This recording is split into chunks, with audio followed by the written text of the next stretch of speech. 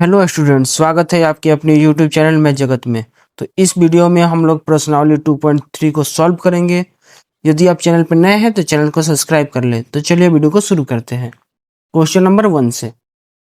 Question number 1 में दिया है x cube plus 3x square plus 3x plus 1 को निम्नलिखित से भाग देने पर शेषफल ज्ञात कीजिए।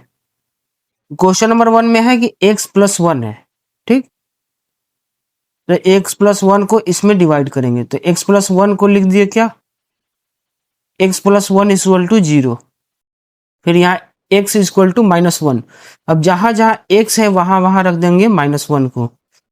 तो यहाँ -1 का क्यूब, फिर यहाँ पे है तो 3 -1 का स्क्वायर, 3 -1 फिर +1।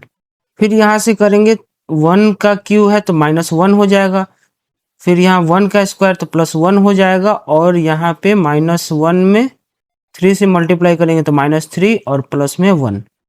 फिर इसके बाद में -1 प्लस में यहाँ 1 और 3 से मल्टीप्लाई करेंगे तो 3 आएगा। फिर इसको जैसे के तैसे लिख दिए। फिर इसके बाद 1 माइनस में और 1 प्लस में क्रॉस हो गया, 3 प्लस में और 3 माइनस में क्रॉस हो गया, तो बचा क्या, 0। इसका आंसर हो जाएगा, इसका शेषफल हो जाएगा 0। अब नंबर 2 में है x माइनस 1/2। अब x माइनस 2 को क्या किए कि x माइनस 1/2 को हम लिख दिए कि 0 के बराबर है। अब इधर माइनस में था, इधर आएगा तो प्लस में, तो x इक्वल टू हो जाएगा 1/2। अब जहां जहां x था वहां वहां 1/2 को लिख दिया हमने। तो फिर क्या था, 1/2 का क्यू था 1/, अब फिर यहाँ से 1/2 का क्यू होने के चलते 1/8 हो गया। फिर यहाँ से 1/2 था तो यहाँ से हो जाएगा 1/4, और यहाँ से 1/2 था तो यहाँ से 3 1 जा 3 हो गया, और नीचे में 2 था तो 2 लिख दिए, फिर 1। इसके बाद 3 का मल्टीप्लाई करेंगे तो यहाँ से 1/8 3 में हो जाएगा 3/4 प्लस में 3/2 प्लस 1। अब इसका एलसीएम निकालेंगे। इसका एलसीएम निकला 8, तो 8 1 जा 8 हो जाएगा। 4 का टेबल में 8 2 टाइम है तो 2 3 जा 6, और 2 का टेबल फिर 8 तो 12 हो जाएगा। फिर यहाँ इसके नीचे 1 था तो यहाँ 8 8 1 जा 8 हो जाएगा। फिर इसको सबको ऐड किए, ऐड करने के बाद आया 27/8, यही इसका आंसर हो जाएगा। फिर चलते हैं इसका नंबर 3। नंबर 3 में है x, तो हम रख दिए कि x इक्वल टू 0। तो जहां जहां x था वहां हमने 0 रख दिया, तो 0 का क्यूब तो 0 हो जाएगा, 0 का स्क्वायर और किसी नंबर में भी मल्टीप्लाई होगा तो 0 हो जाएगा। फिर 0 में 3 से हुआ था तो 0 हो गया, फिर यहाँ से 1। अब तो 0 का कुछ वैल्यू नहीं होगा, यहाँ से इसका आंसर हो जाएगा 1। फिर चलते हैं नंबर 4। अब नंबर 4 में क्या है, x प्लस में पाई है, तो यहाँ पे हमने रख दिया कि x जो है -पाई हो जाएगा। फिर जहां जहां x था वहां वहां हमने रख दिया -पाई को। फिर यहाँ -पाई का क्यू, तो यहाँ हो जाएगा -पाई का क्यू जैसे कि तैसे। यहाँ पे 3 और -पाई का स्क्वायर हो जाएगा, 3 -पाई का स्क्वायर।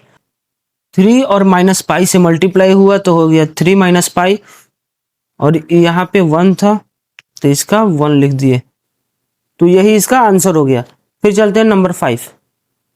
अब नंबर 5 में है 5 + 2x। अब 5 + 2x को हमने रख दिया कि ये 0 के इक्वल है। फिर 2x इक्वल टू -5 हो जाएगा, x इक्वल टू -5/2। अब जहां जहां x था वहां वहां रख दिए -5/2, तो माइनस यहाँ पे है -5/2 का क्यूब, तो -5/2 का क्यूब करेंगे तो आ जाएगा 125/8। अब यहाँ से 3 था तो 3 को लिख दिए, इसको किए 5 का स्क्वायर, 5/2 का स्क्वायर, तो 25/4 हो जाएगा। और यहाँ पे माइनस प्लस मिलके माइनस बना दिए। फिर 5 3 जा 15, और नीचे 2 था 2 लिख दिए, लास्ट में 1 था 1 लिख दिए। फिर इसके बाद अब 3 से मल्टीप्लाई करेंगे, तो इसको जैसे के तैसे लिख दिए यहाँ पे। अब 25 में 3 से मल्टीप्लाई होगा तो हो जाएगा 75, और 2 इसको जैसे के तैसे लिख देंगे, इसको भी जैसे के तैसे लिख देंगे। फिर इसके बाद इसका सबका एलसीएम निकालेंगे। इसका एलसीएम हुआ 8। अब एलसीएम 8 होने के चलते इसको जैसे के तैसे लिख देंगे क्योंकि नीचे में 8 था, और यहाँ 4 2 जा 8 2 हो जाएगा, तो 75 में 2 से मल्टीप्लाई करेंगे तो 150 आ जाएगा। फिर यहाँ 2 के टेबल में 8 4 टाइम में है, तो 50 में 4 से मल्टीप्लाई करने के बाद 60 आया, और फिर यहाँ 8 1 जा 8 हो गया। फिर क्या करेंगे, माइनस, ये दोनों माइनस में और ये दोनों प्लस में, तो क्या करेंगे, पहले माइनस को ऐड करेंगे, तो इसका हो जाएगा 185। फिर यहाँ प्लस, अब ये दोनों को ऐड करेंगे तो 158 होगा, तो इसमें से बड़ा हो जाएगा 185, इसके आगे माइनस साइन है, इसको माइनस करेंगे हो जाएगा 27/8, यही इसका आंसर हो जाएगा। फिर चलते हैं क्वेश्चन नंबर 2। क्वेश्चन नंबर 2 में दिया है x³ minus ax² plus 6x minus a को x माइनस a से भाग देने पर शेषफल ज्ञात कीजिए। अब क्या करना है, इसमें इतना से भाग देना है और इसका भागफल क्या होगा उसको लिखना है।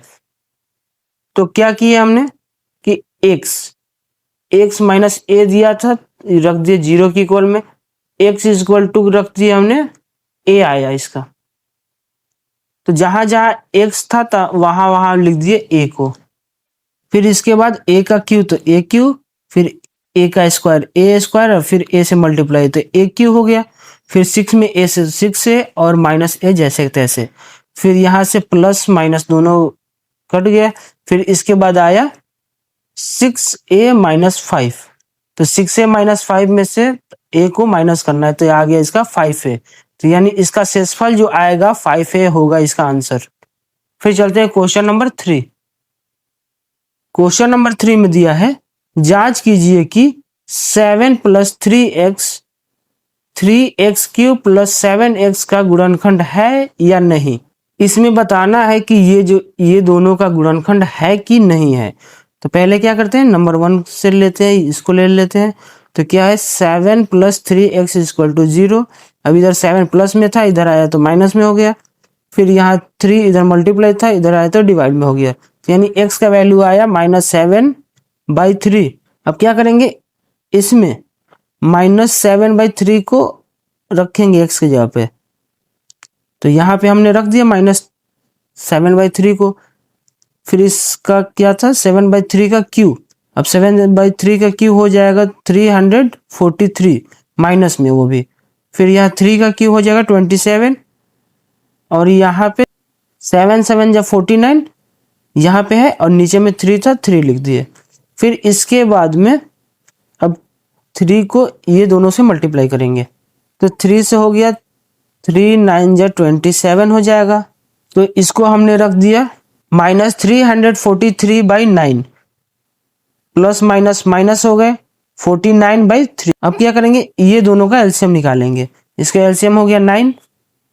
अब फिर ये 9 1 टाइम में आया, तो इसको जैसे के तैसे यहाँ पे लिख दिए। फिर इसके बाद माइनस, फिर 49 में 3 से मल्टीप्लाई कर देंगे, तो इसको जैसे के तैसे लिख दिया, माइनस था माइनस लिख दिए। अब 49 में 3 से मल्टीप्लाई करने के बाद आया 147, तो ये माइनस दोनों माइनस में हो गए, तो दोनों एक जैसा है इसलिए दोनों को प्लस कर देंगे। प्लस करने के बाद आया -419/9, तो ये क्या है, चूंकि शेषफल शून्य नहीं है इसलिए 7 plus 3x 3x³ plus 7x का गुणनखंड नहीं है।